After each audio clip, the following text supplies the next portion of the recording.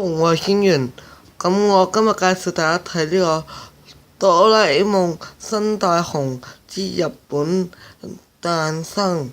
咁呢，我而家會俾預告片大家睇，請大家稍後。咁呢套電影會喺8月上映嘅。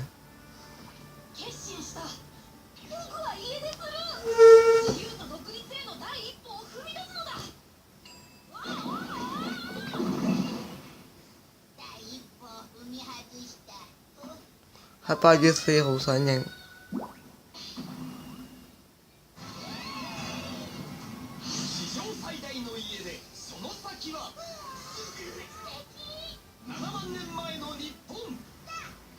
翻到7萬年前。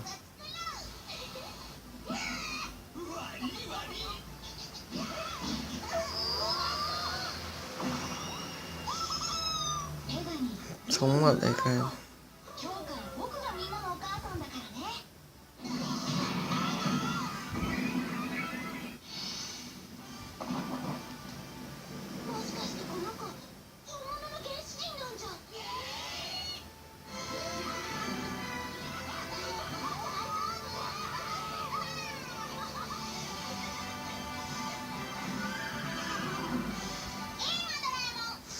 冇錯啦，好，我今日講咁多先啦，大家記得我 YouTube channel。